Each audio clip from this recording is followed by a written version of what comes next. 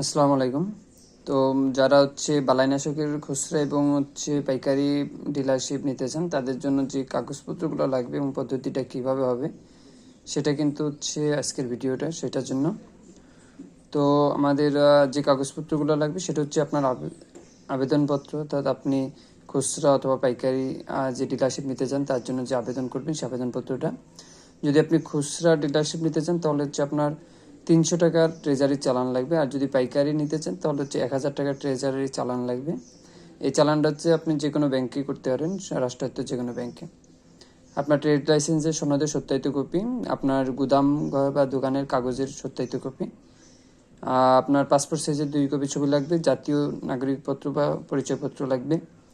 পাইকারি লাইসেন্সে যদি নিতে চান আপনার সেক্ষেত্রে আয়করের যে সনদপত্র আছে প্রত্যয়ন সেটা লাগবে।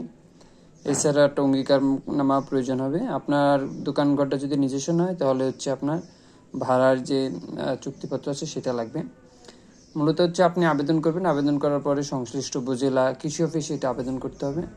সংশ্লিষ্ট কৃষি অফিসে আবেদন করার পরে তারা আপনার দোকান এগুলো পরিদর্শন করবে। করে যদি আপনাকে লাইসেন্স দেওয়ার মতো হয় তাহলে কিন্তু তারা আপনার এই কাগজটা পরবর্তীতে জেলায় প্রিন্ট করবে এবং সেখান থেকে কিন্তু আপনি এটা সব মিলে প্রসেস করতে 10 থেকে 15 দিন লাগে। আর এখন বর্তমানে কিন্তু অটোমেশন পদ্ধতিতে আপনি বালাইনাশকের ডিলারের জন্য আবেদন করতে পারেন, অর্থাৎ আপনি ঘরে বসেই আপনি এটার আবেদন করতে পারবেন। ধন্যবাদ।